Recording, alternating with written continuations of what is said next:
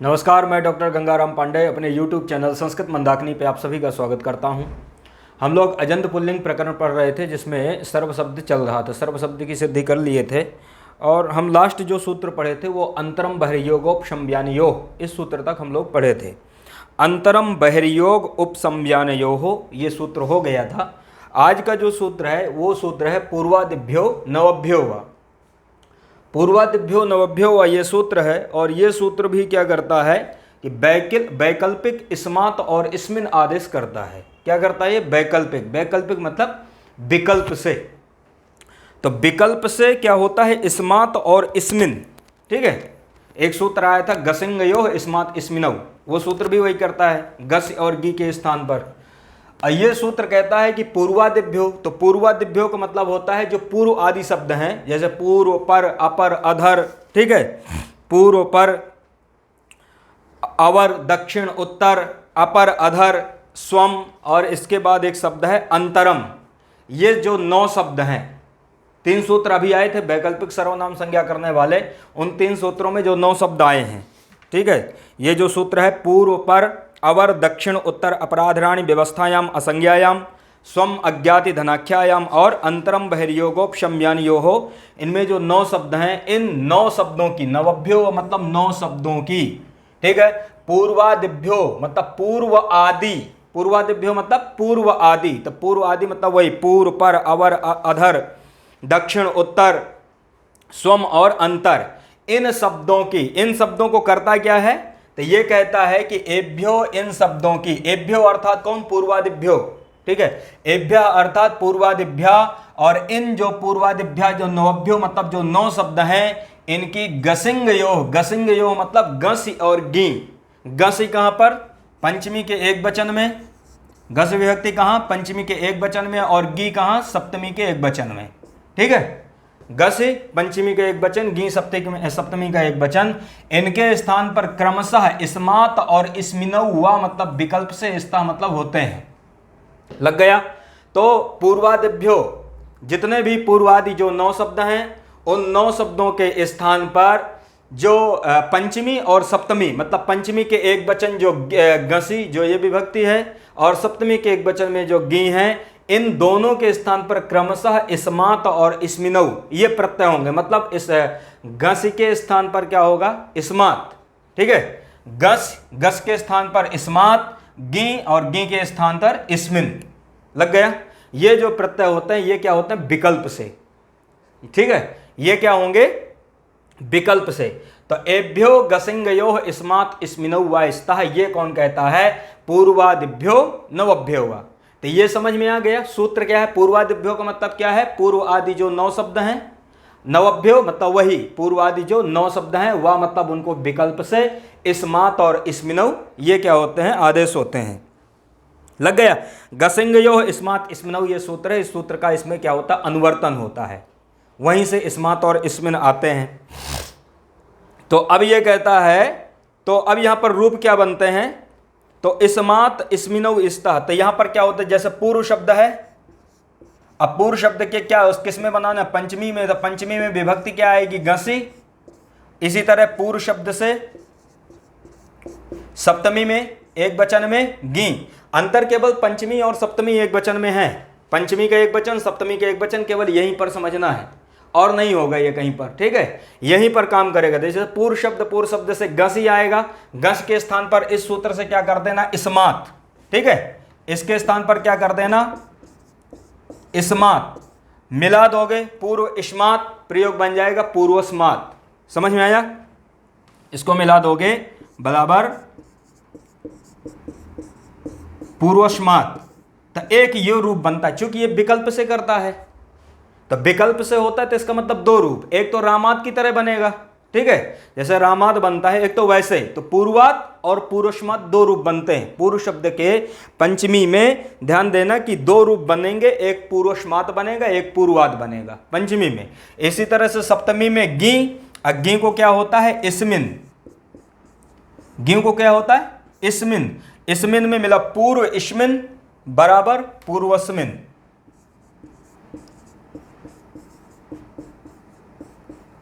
ये है पूरी प्रक्रिया। तो तो पंचमी और सप्तमी के एक वचन में पूर्व शब्द में वैकल्पिक दो रूप बनते हैं। ठीक है, एक बनता है पूर्वस्मात् और पूर्वात्, इसी तरह से पूर्वस्मिन् और क्या बनता पूर्वे, तो एक राम शब्द की तरह बनेगा। ठीक है, जैसे राम शब्द के सप्तमी में क्या बनता है रामे, तो उसी तरह से पूर्वे भी बनेगा और वैकल्पिक है तो पूर्वस्मिन् भी बनेगा। तो पूर्वस्मिन् और पूर्वे दो रूप बनते हैं। ठीक है, पंचमी में पूर्वस्मात् पूर्वात् और सप्तमी में पूर्वे और पूर्वस्मिन्। ये समझ में आ गया। तो इसी तरह से कितने 9 शब्दों में, ये नहीं कि केवल पूर्व शब्द का बनाना है, पूर्व के बाद जैसे पर, ठीक है, तो पर के बाद पर में रूप जब चलाओगे तो परस्मात्, ठीक है, परस्मात् परात् और परस्मिन्, ठीक है, परवे, इस तरह से ये दो रूप बनेंगे। इसी तरह से अवर का लगा लेना, अवरस्मिन् अवरस्मात्, समझ में आया। तो जितने भी 9 शब्द हैं, 9 शब्द में वैकल्पिक क्या होता है इस्मात् और इस्मिन् होता है। तो ये कई बार क्वेश्चन ये आता है कि पूर्वादिभ्यो नवभ्यो व इन शब्दों को इस सूत्र के द्वारा कौन से आदेश होते हैं, तो इसको ध्यान देना कि ये इस्मात् और इस्मिन् 2 आदेश होते हैं। गस को क्या होगा, गस को होगा इस्मात् और गी को क्या होगा इस्मिन्, इतना इसमें ध्यान रखना है। तो यहाँ पर आचार्य वरदराज कहते हैं पूर्वस्मात् पूर्वात् पूर्वस्मिन् पूर्वे, वही जो रूप अभी बनाया कि दो रूप यहाँ पर बनेंगे। एवं परादि नाम, तो एवं परादि नाम के मतलब पर आदि जो शब्द हैं, पर अवर दक्षिण उत्तर स्वम, इसी तरह से अंतरम, इन शब्दों को भी समझना है। मतलब यहाँ पर भी इन शब्दों में भी पंचमी और सप्तमी के एक वचन में आपको ऐसे रूप बनाना है, मतलब 2 रूप बनाना है। शेषम सर्ववत, और शेष शब्द जो होता सर्व के समान रहेंगे। तो ये समझ में आ गया। तो ये ऐसे ही रूप इसके चलेंगे, जैसे पूर्वा पूर्वौ पूर्वे पूर्वाह, तो पूर्वे पूर्वा वही जस इचा सूत्र लगता है, तो यहाँ पर पूर्वे पूर्वा बनता है। बाकी वैसे ही रूप बनते हैं। इसके बाद केवल पंचमी और सप्तमी में ये 2 रूप बनेंगे पूर्व शब्द के। तो ये सूत्र समझ में आ गया।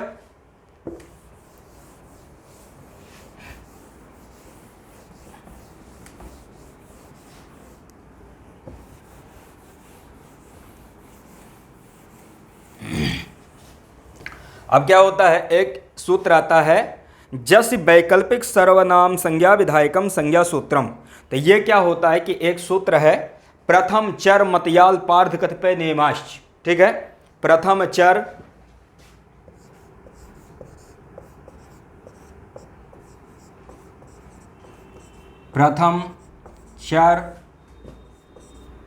मत याल पार्थ, प्रथम चर मतयाल पार्थ कतिपय नेमाश्च, ये सूत्र है। प्रथम चरम, ठीक है, प्रथम चरम तयप, ठीक है, तयप, यहां से तयप लेना है। तयप अल्प, तय मतलब तय यहां है, तय के द्वारा तयप प्रत्यय लेना है। तो तयप अल्प अर्ध कतिपय और नेमाश्च, इतने शब्द हैं। पहला कौन है, प्रथम है, चरम, तय मतलब तयप, अल्प अर्ध कतिपय और नेमाश्च। ये क्या कहता है कि एते जसी, एते मतलब इन शब्दों को, ठीक है, एते मतलब इन शब्दों को, जसी मतलब जस के परे रहने पर, जस कहां पर, प्रथमा के बहुवचन में, सु औ जस, जस के परे रहने पर उक्त संज्ञा व स्युः, उक्त संज्ञा मतलब सर्वनाम संज्ञा। समझ में आया। उक्त संज्ञा का मतलब होता है सर्वनाम संज्ञा, और वा मतलब विकल्प से, स्युः मतलब होता है। यह सूत्र की वृत्ति में है कि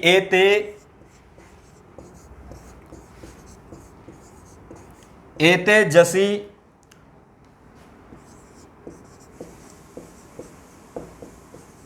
उक्त संज्ञा व स्युः। एते का मतलब क्या है, एते मतलब ये जितने भी शब्द हैं, प्रथम चरम तय अल्प अर्ध कतिपय नेमाश्च, इन शब्दों की जसी मतलब जस के परे रहने पर उक्त संज्ञा, उक्त संज्ञा कहा संज्ञा, सर्वनाम संज्ञा, सर्वनाम संज्ञा। तो सर्वनाम संज्ञा व मतलब विकल्प से, व का मतलब विकल्प से, स्युः मतलब होते हैं। तो ध्यान देना कि ये जो सूत्र है ये विकल्प से सर्वनाम संज्ञा करता है और इन शब्दों की सर्वनाम संज्ञा करता है। ये जितने शब्द लिखे हैं, ठीक है, तो इन शब्दों की विकल्प से क्या होती है, सर्वनाम संज्ञा। अब जैसे यहां पर विकल्प से सर्वनाम संज्ञा, ठीक है, जस के परे रहने पर, तो यहां पर इसका मतलब हुआ कि इनके भी क्या बनेंगे, दो दो रूप बनेंगे, ठीक है, इनके भी क्या रूप बनेंगे, दो रूप। जैसे प्रथम शब्द है, तो प्रथम शब्द एक तो रामा की तरह बनेगा, ठीक है, एक सर्वा सर्वौ सर्वे, इस प्रकार से जो सर्वे जैसे बनता है, क्योंकि जस इचा से क्या होता है वहां पर जस को सी होता है, जसा सी से जस को सी होता है, ठीक है, जसा सी है, वहां पर जस को क्या होगा, सी होगा, 80 में जो, तो फिर इसके बाद गुण कर दोगे तो गुण करने पर इसके दो रूप बनेंगे। एक तो रूप बनेगा प्रथमे, ठीक है, गुण होने के बाद प्रथम शब्द से जस होगा, जस को जसा सी से सी गुण होकर एक रूप बनेगा प्रथमे, और दूसरा रूप बनेगा प्रथमा। दूसरा रूप क्या बनेगा, प्रथमे प्रथमाहा, ये रूप बनेगा, रामा जैसे बनता है। तो इसी तरह से समझना है। इसी तरह चरमे चरमाहा, ठीक है, चरमे चरमाह, मतये मतयाहा, इस प्रकार से बनाना है।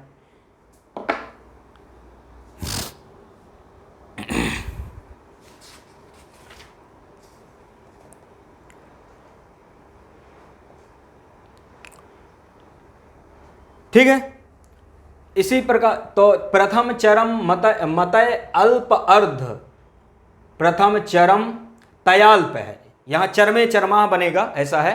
फिर इसके बाद तय तयप, तय मतलब तयप प्रत्यय, तो अब तयप प्रत्यय जिसमें हुआ है जिन शब्दों से, तो वो जिनसे तयप प्रत्यय हुआ है वो शब्द जैसे द्वितीय शब्द है ना, तो द्वितीय शब्द यहां पर द्वि शब्द से क्या है, तयप प्रत्यय हुआ है, तो तयप प्रत्यय है द्वितीय शब्द में, तो इसका मतलब कि दो रूप बनेंगे, द्वितीय द्वितीया।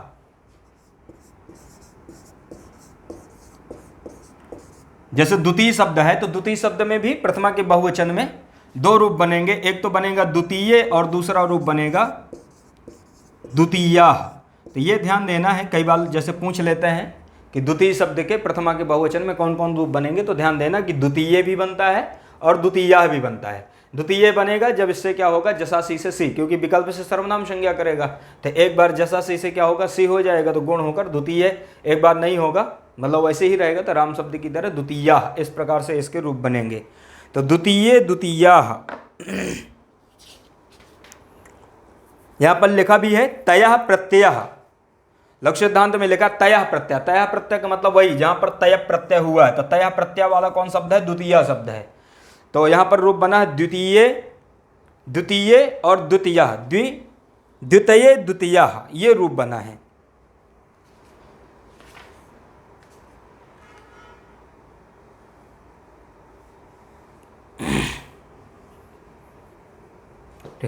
यहां पर दो रूप है, एक तो द्वितीय है, यहां पर इसमें ह्रस्व है,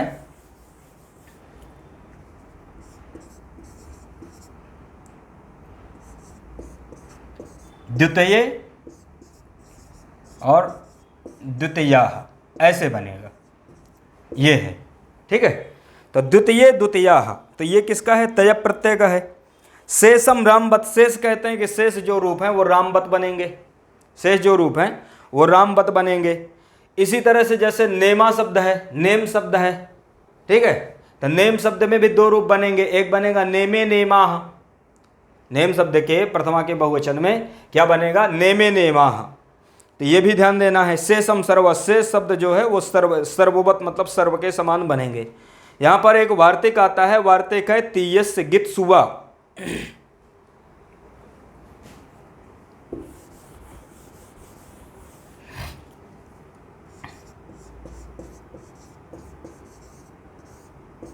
वार्तिक है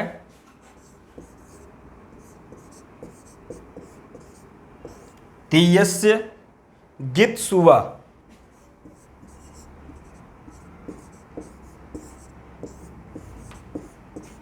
ये वार्तिक है, इसी सूत्र में आता है तीयस्य गित सुवा, यह वार्तिक है। ये कहता है कि तीयस्य, तीयस्य मतलब को होता है तीय प्रत्यांत, जिससे तीय प्रत्यांत हुआ है, तो गित्सु, गित्सु का मतलब होता है गित, ठीक है, गित्सु मतलब गित विभक्ति, अगित विभक्ति के परे होने पर वह मतलब विकल्प से सर्वनाम संज्ञा, वह मतलब विकल्प से सर्वनाम संज्ञा यह होती है।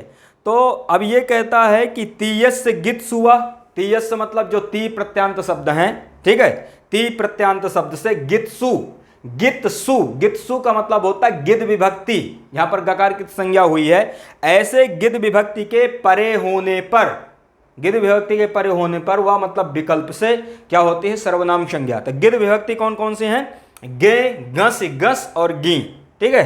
गे हैं, गे कहाँ, चतुर्थी के एक वचन में। फिर इसके बाद आता है गसी, गे, गसी, गस और गी, ये चार विभक्तियां हैं, ठीक है। चार, यहां पर गकार की क्या होती है, संज्ञा होती है, तो ये क्या हो गए, गित्सु। इनके परे होने पर, गे के परे होने पर, गसी के परे होने पर, गस के परे होने पर और गी के परे होने पर, ठीक है। तीयस मतलब जो ती प्रत्यांत शब्द हैं उनकी क्या होती है, विकल्प से सर्वनाम संज्ञा, ऐसा ये वार्तिक कहता है। तो अब यहां पर कौन से शब्द हैं, जैसे ती प्रत्यांत वाले, ती प्रत्यांत वाले जैसे शब्द हैं, एक तो द्वितीय, ठीक है, द्वितीय, जैसे द्वितीय शब्द होता है, अब यहां पर बनेगा, जैसे इसके पहले हम लोग बनाए थे द्वितीय, द्वितीय वो बना था, अब यहां पर द्वितीय बनेगा। तो यहां पर द्वितीय में क्या है, जैसे एक है ये द्वितीय, अब द्वितीय में क्या है, ये ती प्रत्यांत शब्द है, ठीक है, क्या है ये, ती प्रत्यांत शब्द। इसी तरह से जैसे तृतीय, तो तृतीय में भी क्या है, ती प्रत्यांत शब्द है। तो ती प्रत्यांत शब्द को क्या होता है, इनके इन शब्दों को गित मतलब गिद विभक्ति के परे होने पर, गिद विभक्ति कौन है, गे, गस, गस और गी, इनके परे रहने पर विकल्प से सर्वनाम संज्ञा। तो विकल्प से सर्वनाम संज्ञा होगी, तो जैसे मान लो द्वितीय शब्द है, अद्वितीय शब्द से क्या है, गे कर दिए, चतुर्थी के एक वचन, तो रूप क्या बनेगा, तो सर्वनाम संज्ञा विकल्प से होगी। तो विकल्प से सर्वनाम संज्ञा होने पर इसमें क्या बनेगा कि एक बार सर्वनाम ना इसमयी, एक सूत्र पढ़े थे ना, जो सर्वनाम से परे क्या होता है, इसमयी होता है, सर्वनाम शब्द को क्या होता है, इसमयी। अतः सर्वनामनो अदंत सर्वनाम से परे गे को क्या होता है, इसमयी, ऐसा ये सूत्र करता है। अब जैसे मान लो इसकी सर्वनाम संज्ञा हुई, ठीक है, अदंत सर्वनाम शब्द है, द्वितीय शब्द है, इससे परे क्या है, जैसे मान लो तृतीय शब्द, द्वितीय शब्द, किसी से भी जो यहां पर गे कर दो, ठीक है, गे से क्या कर देना, सीधे क्या हो जाएगा, इसमयी आदेश, गो को क्या होगा, इसमयी, सर्वनाम ना इसमयी। अब मिला दोगे तो क्या बनेगा, तृतीयस्मयी, ठीक है। जब इनको मिलाओगे तो प्रयोग बन जाएगा तृतीयस्मयी। इसी तरह से जैसे द्वितीय शब्द है, तो द्वितीय शब्द से क्या बनेगा, द्वितीयस्मयी, ठीक है। तो द्वितीय शब्द से द्वितीयस्मयी, ये समझ में आया मैं क्या बोल रहा हूं। यहां पर यह है कि भाई ये जो शब्द है, गे शब्द है, गसी शब्द है, गस है, गी, इनके परे रहने पर जो ती प्रत्यांत शब्द हैं वो विकल्प से सर्वनाम संज्ञक होते हैं। अब ये विकल्प से जब सर्वनाम संज्ञक होंगे, तो जैसे मान लो द्वितीय शब्द है, द्वितीय शब्द के चतुर्थी एक वचन में क्या ले आए, गे ले आए, या तृतीय शब्द से क्या ले आए, गे ले आए। अब विकल्प से इनकी सर्वनाम संज्ञा होगी तो फिर क्या होगा, सर्वनाम ना इसमयी से इनकी क्या हो जाएगी, गे को क्या हो जाएगा, इसमयी हो जाएगा। तो एक तो ये होगा इसमयी होगा, ठीक है। तो प्रयोग बनेगा द्वितीयस्मयी, समझ में आया, प्रयोग क्या बनेगा, द्वितीयस्मयी।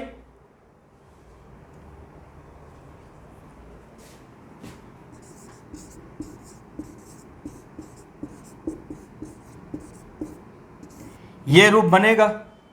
तो द्वितीय शब्द के चतुर्थी में द्वितीयस्मयी भी बनता है। जब नहीं होगा, ठीक है, सर्वनाम संज्ञा नहीं होगी, तो फिर क्या होगा, राम की तरह क्या बनेगा, द्वितीयाय, राम की तरह क्या बनेगा, द्वितीयाय। जैसे रामाय बनता है चतुर्थी के एक वचन में, वैसे ही क्या बनेगा, द्वितीयाय बनेगा। इसी तरह से तृतीयस्मयी, तृतीयाय, तृतीय शब्द से चतुर्थी में दो रूप बनेंगे, तृतीयस्मयी भी बनेगा, तृतीयाय भी बनेगा। इसी तरह से जैसे गसी है, पंचमी है, तो अब गस में क्या कर देना है,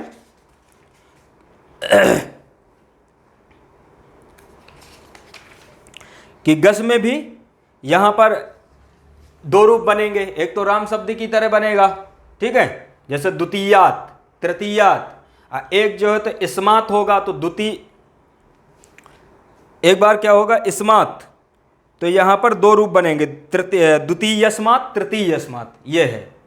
ठीक है, यह पंचमी में द्वितीय और तृतीय शब्द से क्या कर दो, गस ले आओ।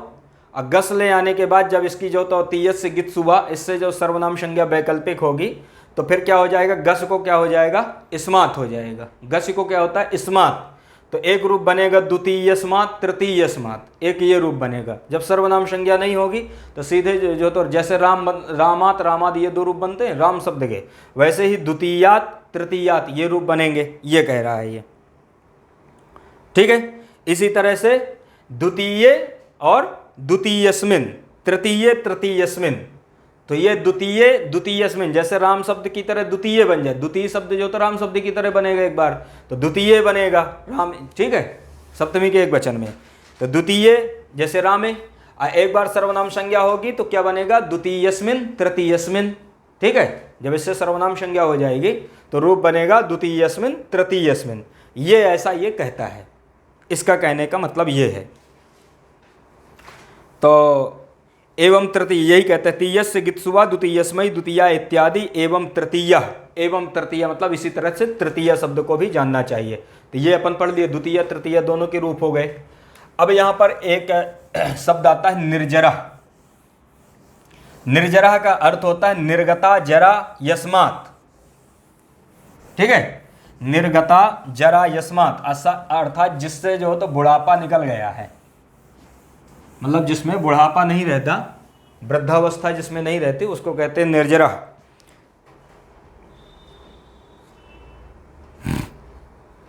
तो निर्जरा का मतलब होता है निर्जरा निर्गता जरा यस्मात्।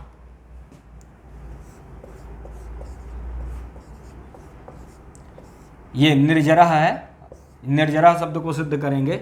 इसका मतलब होता है कि निर्गता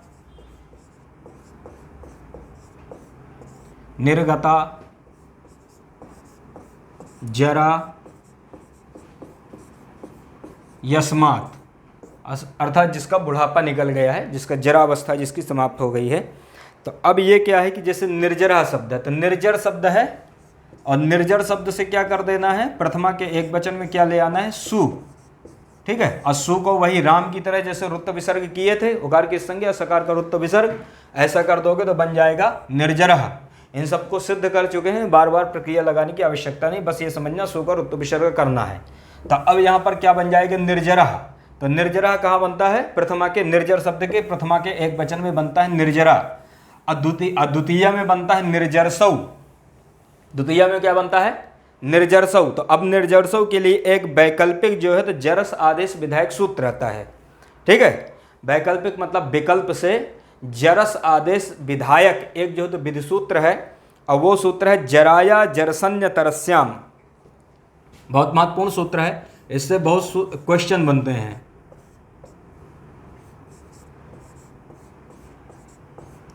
जराया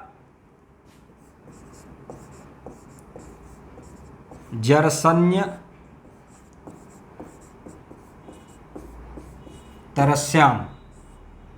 तो जराया जरसन्य तरस्याम ये सूत्र है, जराया जरसन्य तरस्याम ये सूत्र है। ये सूत्र कहता है अजादौ विभक्तौ, केवल इतना ही कहता है, इसकी वृत्ति में है अजादौ विभक्तौ।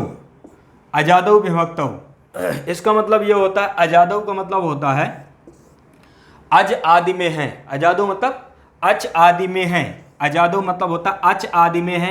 ऐसी विभक्तौ मतलब विभक्ति के परे होने पर। ठीक है, अच आदि में है, ऐसी विभक्तौ मतलब विभक्ति के परे होने पर। जराया जरसन्य तरस्याम, जराया मतलब जरा को, जराया षष्ठ्यंत पद है। ठीक है, आइए जरस प्रथमांत है, अन्य तरस्याम भी क्या है, सप्तम्यंत पद है। ठीक है, अन्य तरस्याम सप्तम्यंत पद है। तो जराया मतलब जरा, जरा के स्थान पर, जराया मतलब जरा के स्थान पर क्या होता है, जरस आदेश होता है। तो ये सूत्र जरा के स्थान पर, ध्यान देना, जरा के स्थान पर, जरा के स्थान पर ये क्या करता है, जरस आदेश करता है विकल्प से। जरस आदेश, अन्य तरस्याम का मतलब होता है विकल्प से, ठीक है। अन्य तरस्याम का मतलब होता है विकल्प से, विकल्प के लिए जैसे वह शब्द है, अन्य तरस्याम शब्द है, इस प्रकार से शब्द आते हैं। सूत्र से समझ गए, सूत्र का अर्थ होता है, सूत्र से ही इसको निकाल लो कि करता क्या है, जराया, जराया मतलब जरा के स्थान पर क्या होता है, जरस होता है, ठीक है, जरस होता है। फिर इसके बाद निकाल लो अन्य तरस्याम, तो अन्य तरस्याम का मतलब होता है विकल्प से, तो जरा के स्थान पर जरस आदेश होता है विकल्प से। और शर्त क्या है, अजादौ विभक्तौ, कि मतलब अजादी विभक्ति के परे होने पर, अच आदि में है ऐसी विभक्ति के परे होने पर। तो जैसे जो विभक्तियां हैं सु औजस अम और सस, ठीक है, टाभ्याम विस गेभ्याम भ्यस, इनमें कुछ हलादियां हैं, हलादी विभक्ति हैं, मतलब अनुबंध लोप होकर के उनमें हलादी बचता है, हल बचता है आदि में। और कुछ में क्या होता है, आजादी बचता है। आजादी में जैसे कि औ है, ठीक है, औ, औट, जस, जस में जकार के संज्ञा होते उसमें अस बचता है, तो अस में आ क्या है, आदि में आ है, आजादी विभक्ति है। तो ये क्या है, आजादी विभक्ति। जैसे सु है, अब सु में हलंत ही बचता है, तो ये हलादी में आ जाएगा। इसी तरह से जैसे भ्याम है, भिस है, ठीक है, और भ्यस है, सुप है, इनको कहते हैं हलादी विभक्ति। समझ में आया, जैसे सु है और इसके बाद भ्याम है, भिस है, भ्यस है, सुप है, ये हलादी विभक्ति में है। और जैसे औ है, जस है, अम है, औट है, और सस है, टा गे गसी, ठीक है, ये टा गे गसी, गस, ओस, आम, गी, इनमें क्या होता, अनुबंध लोप होकर के ये अच ही बचता है आदि में। जब अनुबंध लोप करते हो तो इनके अच में क्या बचता है, मतलब अच ही बचता है अनुबंध लोप होकर, तो ये इनको कहते हैं आजादी। तो आजादी का मतलब होता है अच आदि में है। तो अच आदि का मतलब यही है कि जैसे औ प्रथमा के द्विवचन में औ, अब उसमें औ जो तो आजादी में आता है। इसी तरह से औट में टकार की संज्ञा वो भी आजादी है। जस है, अस बचता है, वो भी आजादी है, ठीक है। सस है, वो भी आजादी है, उसमें भी सकार की संज्ञा होती है। टा है, टा में टकार की संज्ञा आ बचता है, वो भी आजादी है। तो ये आजादी, आजादी का मतलब ये, ठीक है, ताकि सु के परे रहने पर, भ्याम भ्यस भिस के परे होने पर जरा के स्थान पर जरस आदेश ना हो। केवल जो आजादी हैं जहां पर अच मतलब अच ही बचता है आदि में, ऐसी ही विभक्तियों के परे होने पर जो तो जरा के स्थान पर जरस हो। तो अब यहां पर क्या रहता है कि जैसे निर्जर शब्द रहता है,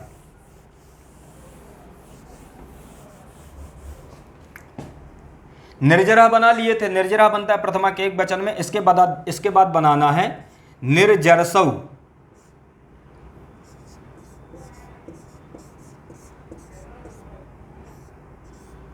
ये बनाना है हमको, समझ आया, बनाना क्या है निर्जरसौ। अब निर्जरसौ में क्या होता है कि जैसे निर्जर शब्द है, निर्जर शब्द से क्या किए, प्रथमा के द्विवचन में औ विभक्ति आ गई, ठीक है, प्रथमा के द्विवचन में क्या है, औ। अब इस सूत्र को लगाना, ये सूत्र कहता है जरा के स्थान पर जरस होता है विकल्प से। अब यहां पर क्या है कि निर्जर, अभी इसके विषय में यहाँ पर काफ़ी सारी चर्चाएं होंगी, इसके परिभाषा सूत्र आएंगे, कुछ परिभाषाएं आएंगी। तो अब यहाँ पर जर शब्द है, ठीक है, जरा या इसके स्थान पर क्या होता है, जरस होगा, इसी के स्थान पर क्या होगा, जरस, क्या परे रहने पर, आजादी विभक्ति। तो आजादी विभक्ति क्या है, औ, आजादी विभक्ति औ। तो औ किस में आता है, आजादी विभक्ति इसकी विभक्ति में लिखा है।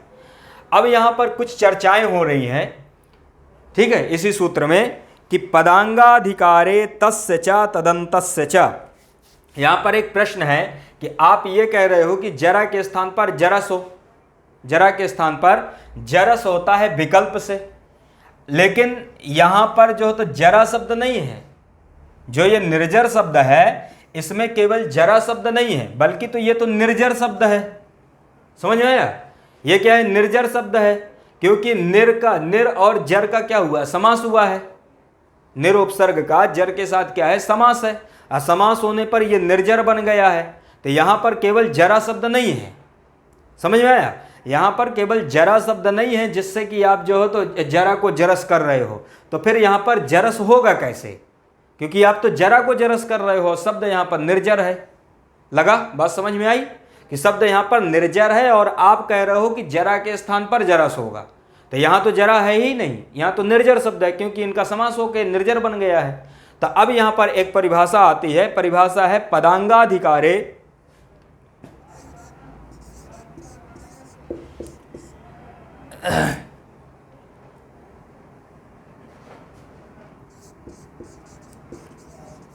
पदांगाधिकारे तस्य च तस्य च,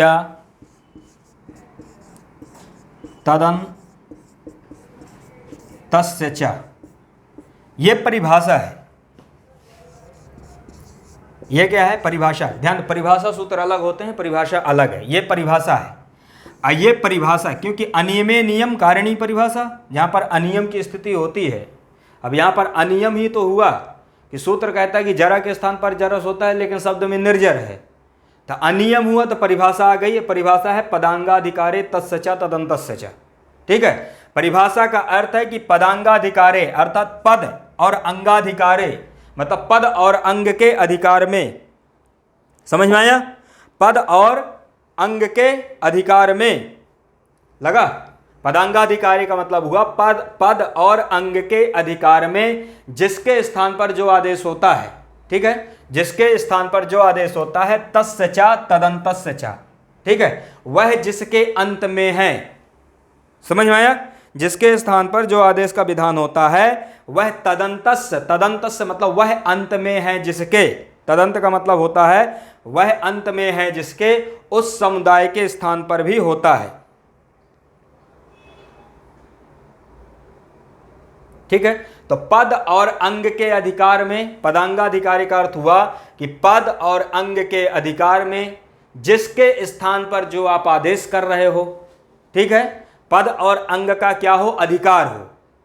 पद और अंग का अधिकार हो, और जिसके स्थान पर जो आप आदेश कर रहे हो वह तदन्तस्य मतलब उसके तदंत के स्थान पर भी होता है, मतलब वह जिसके अंत में हो। ठीक है, वह जिसके अंत में हो उसका भी क्या होता है? उस समुदाय का भी ग्रहण होता है। ऐसी ये परिभाषा जो है तो नियम कर दी।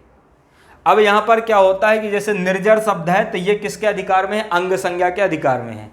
ठीक है, इसकी क्या किए हैं? अंग संज्ञा किए हैं। तो पदांगाधिकार तो अंग का अधिकार है, अंग का अधिकार है। आदेश तस्य च तदन्तस्य च, जिसके स्थान पर जो आदेश कर रहा हो वह जिसके अंत में है। आप जरा के स्थान पर जरस आदेश कर रहे थे। ठीक है, अब जरा के स्थान पर जरस आदेश कर रहे हो तो ये कहता है कि वह जिसके अंत में है उसका भी ग्रहण होता है। तो अब यहां पर देखो निर शब्द है, और निर के बाद क्या है? जर है। ठीक है, निर के बाद क्या है? जर है। जर किसके अंत में है? निर के अंत में है। जर किसके अंत में है? निर के अंत में है।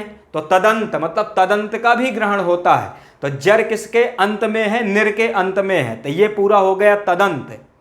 अब तदंत का भी क्या हो जाएगा? ग्रहण हो जाएगा। तो अब क्या होगा कि संपूर्ण अनेकालसित सर्वस्व, इस सूत्र के द्वारा संपूर्ण निर्जर के स्थान पर क्या होने लगता है? जरस होने लगता है।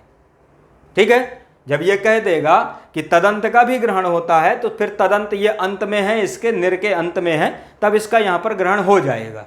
और जब ग्रहण हो जाएगा तो ऐसी स्थिति में अनेकाल से सर्वस्व, क्योंकि अनेकाल आदेश है, ये अनेकल है, यहां पर अनेकाल आदेश होने के कारण संपूर्ण निर्जर के स्थान पर जरस आदेश होने लगता है। लग गया? संपूर्ण निर्जर के स्थान पर क्या होता है? जरस आदेश होता है। तब क्या होता है? यहां भी अनियम हुआ कि आप संपूर्ण निर्जर के स्थान पर यदि जरस कर दोगे तब पर भी तो निर्जरसो नहीं बन पाएगा। लगा? संपूर्ण निर्जर के स्थान पर यदि जरस होगा तब पर भी निर्जरसो नहीं बन पाएगा। तब फिर क्या हुआ? फिर अनियम हुआ। तो अनियम हुआ तो फिर परिभाषा आई। अब परिभाषा है निर्दिष्ट मानस्य आदेशा भवन्ति। ठीक है, निर्दिष्ट मानस्य आदेशा भवति परिभाषा है, ये मतलब लक्ष्य सिद्धांत कौमुदी में है, लिखी हुई है। परिभाषा है निर्दिष्ट मानस्य आदेशा भवन्ति। इसका मतलब होता है कि जो आदेश होते हैं, ठीक है, आदेश क्या है? जरा के स्थान पर जरस आदेश। ठीक है, तो जरा के स्थान पर जरस आदेश है, तो आदेश क्या है? जरा के स्थान पर जरस आदेश, बल्कि निर्जर के स्थान पर जरस आदेश नहीं है, जरा के स्थान पर जरस आदेश है। तो इसका मतलब यह हुआ कि निर के, संपूर्ण निर्जर के स्थान पर जरस आदेश नहीं होगा। क्यों? क्योंकि परिभाषा है निर्दिष्ट मानस्य आदेशा भवन्ति, कि जो आदेश होते हैं वो निर्दिष्ट मान के स्थान पर होते हैं, मतलब जिनका आप निर्देश करोगे, जिसका आप निर्देश करोगे, जिसको आप कहोगे कि भाई इसके स्थान पर यह आदेश करना है, उसी के स्थान पर आदेश होगा। समझ में आया? अब ये नहीं कि पता चले इसके स्थान पर बोले हो कि ये कुर्सी वाले आदमी के स्थान पर ये आदेश हो, दूसरी कुर्सी वाले को भी समेट लो, ऐसा नहीं। जिसके स्थान पर जो आप आदेश करोगे उसी के स्थान पर आदेश होगा। तो निर्दिष्ट मानस्य आदेशा भवन्ति, ये परिभाषा है। इसने कहा कि जो आदेश हैं वो निर्दिष्ट मान होते हैं, निर्दिष्ट मान होते हैं। तो अब हमको क्या करना था कि जरा के स्थान पर जरस करना था। तो इसका मतलब यह हुआ कि निर्जर के स्थान पर, संपूर्ण निर्जर के स्थान पर जरस नहीं होगा। ये क्लियर हो गया, परिभाषा ने क्लियर कर दिया कि केवल जरा के स्थान पर ही जरस होगा। अब यहां भी समस्या है, फिर समस्या हुई, दो परिभाषाएं आई, दो प्रकार की, दो तरह की समस्याएं उत्पन्न हुई। दोनों तरह समस्याओं का समाधान यहां पर दो परिभाषाएं आके कर दी। समस्या अभी फिर भी है। समस्या यह है कि सूत्र कहता है कि जरा के स्थान पर जरस हो। सूत्र जो है यह कहता है कि जरा के स्थान पर क्या हो? जरस हो, यह सूत्र कहता है। लेकिन यहां पर तो जर शब्द है, यहां तो ह्रस्व है, यहां पर दीर्घ है। ये दीर्घ जरा को जो हो तो जरस करता है, लगा? क्योंकि व्याकरण है, ऐसे तो नहीं कि मतलब किसी भी तरह जोड़ लेंगे, चलो ह्रस्व का कोई बात नहीं, ह्रस्व है तो कोई समस्या नहीं, दीर्घ है तो कोई समस्या नहीं। या तो एक एक अनुस्वार में भी जो तो काम नहीं सटता, यदि ना बने तो वहां भी सूत्र लगाना पड़ता है। तो अब समस्या ये बनी कि भाई आप जो सूत्र जो है ये कहता है कि जरा के स्थान पर जरस हो, लेकिन यहां तो निर्जर शब्द है, ह्रस्व जर शब्द है। तो अब कैसे यहां पर जरस आदेश हो? फिर समस्या आई। तब फिर जो होता एक परिभाषा आई। अब परिभाषा है एक देश विकृत मनन्यवत, ठीक है। फिर एक परिभाषा आती है, परिभाषा है एक देश विकृत मनन्यवत। ये लिखी हुई है, परिभाषा क्रम से लिखी है। ये परिभाषा का अर्थ होता है एक देश विकृत मनन्यवत, कि यदि एक देश में विकार आ जाए, एक देश में यदि विकार आ जाए तो अनन्यवत, मतलब वो अन्य के समान नहीं हो जाता। मान लो किसी शब्द के एक देश में विकार आ जाए कि कोई एक मात्रा जो है घट बढ़ रही है, तो वो अन्य के समान नहीं हो जाएगी। मतलब जैसे जरा शब्द है, अब जरा के स्थान पर मान लो जर शब्द हो गया है, तो इससे कोई ये नहीं कि जरा जो तो अन्य की तरह हो जाएगा, कि यह जर शब्द जो तो जरा की तरह नहीं होगा। इसमें जो तो एक लोकोक्ति देते हैं कि छिन्ने पुच्छे स्वासैव ना अश्वो नच गर्दभा, कि मान लो जैसे कुत्ता है, कुत्ते की पूंछ कट जाए तो कुत्ता जो है तो घोड़ा गधा थोड़ी हो जाएगा, उसको तो कुत्ता ही बोलेंगे। जैसे कुत्ता है उसकी मान लो पूंछ कट जाए तो वो घोड़ा गधा नहीं हो जाएगा, उसको कुत्ता ही कहेंगे। वैसे ही यहाँ पर एक लोकोक्ति परिभाषा देते हैं, व्यवहारिक मानते हैं कि छिन्ने पुच्छे स्वासैव ना अश्व ना गर्दभा। तो अब जैसे मान लो जरा के स्थान पर जरस किए हैं, यहाँ पर जर शब्द है, तो ये नहीं कि इसके स्थान पर जरस आदेश नहीं होगा, बल्कि इसके स्थान पर ही हो जाएगा। वही है, वो अलग नहीं है। जरा शब्द ही क्या है? जर है, ठीक है। अब ये इतना समाधान होने के बाद, मतलब ये पूरा क्लियर होने के बाद फिर क्या हो जाता है कि निर्जर शब्द में जो जर है, जर के स्थान पर क्या होता है? जरस हो जाता है। लग गया? तो निर्जरस क्या बनेगा? निर्जरस औ, ठीक है, निर्जरस औ। अब यहां पर क्या है? हलंत है, निर्जरस में सकार है, तो सीधे क्या करना? मिला देना है। इनका क्या कर देना है? वर्ण सम्मेलन कर देना है, प्रयोग बन जाएगा निर्जरसौ। तो ये समझ में आ गया?